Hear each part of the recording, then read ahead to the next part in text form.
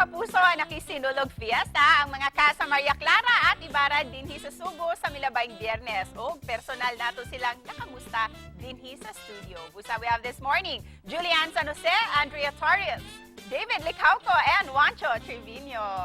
Mayong buntag, Maria Clara, Sisa, Fidel, and Padre Salvi. Would you like to greet all our kapusong Bisaya? Sí, señora. Buenos días, mi amigos y amigas. Soy Maria Clara. ¿Cómo estás? Nagagalak po ako na naririto po ako ngayon sa inyong palabas at binabati po namin lahat ng aming mga kaibigan at mga pamilya at mga taga-suporta mula dito sa bayan ng Cebu. Magandang umaga po sa inyo lahat. Sobrang saya namin na nandito kami ngayon. At nagkatotoo na! Di ba lagi ko sinasabi, sana magkita tayo in person, sana mangyari itong interview in person. So finally, nandito na kami. And opportunity talaga to thank them in person. And Fidel? Good morning sa inyong lahat. Good morning from Padre Salvi. And we're just really happy to be here. Happy to be in Cebu. So, thank you for having us. And Padre Salvi, nag-iisip. Muchas gracias. Ang lugar na Cebu. Maraming salamat. Senyora Cecil sa pag-imbita, sa imbitasyon. Cecil. Sa amin dito sa iyong napaka-grande at maginaw na studio. How do you feel na personal na namin kayong nakakasama dito sa studio? Sa pakiramdam, syempre, kasi dati virtual lang tayo nakikita, no? Pero nakaka-excite. And I understand si David, first time mo dito sa Cebu. First time ko. Yung nilook forward mo to do here? I want to check out the restaurants. This time naman sa studio, may pag-game din tayo. Wow. Yes, so we'll play the guilty or not guilty game. So all you have to do is pinpoint kung guilty ba kayo or not guilty sa mga babanggitin ko. So we will start with the first one. First question. Guilty or not guilty? Nakakain na ng lechon Cebu. Guilty? Guilty? Guilty? We're waiting for you, David. Wala pa eh. Wala pa. Walang not guilty. Guilty. Saan ba yung not guilty? Nakakain at nag-uwi Mamaya. pa, nag-take home pa. Mamaya. Mamaya. Second one, guilty or not guilty, nakadalo na sa sinulog noon. And syempre si David, first time nga eh, First di ba? time. So you'll find out. And ito, nag-enjoy sa kaniyang karakter. Yes. Ayan. Of Guilty. course. And it shows. Oo. Super. And last one. Nakakalimot minsan or nag-a-adlib na lang ng mga linya. Mahirap mag-adlib sa Maria Clara. Oo Ito, nga, hirap mag-adlib. Talaga. Ang dami tuloy na voice cure ni Oo. Ate Joanne sa Viber, no? Most of the time talaga kailangan stick to the script. Eh. Yeah.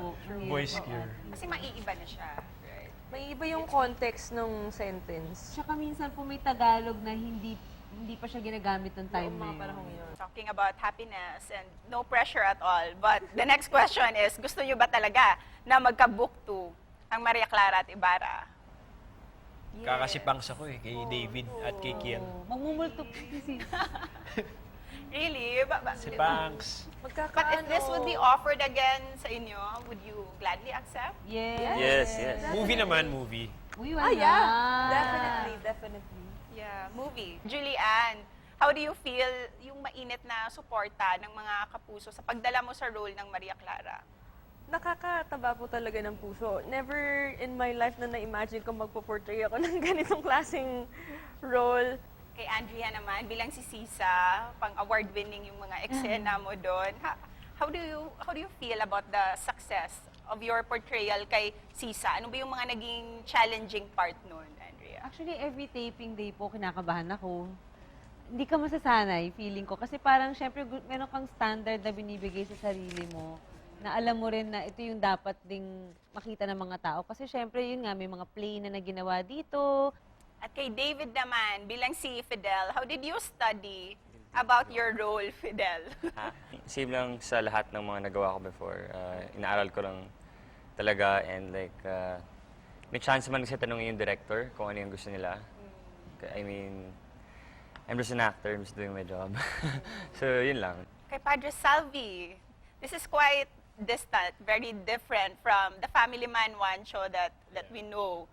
Paano yun? Paano yung, how do you bridge a gap? How do you put a gap between your character pag uwi mo sa bahay? A lot of preparation pag pumupunta sa set. And syempre kakailangan namin na mag-get into character, know the values, kung ano ba talaga yung perspective nung kanya-kanyang character namin.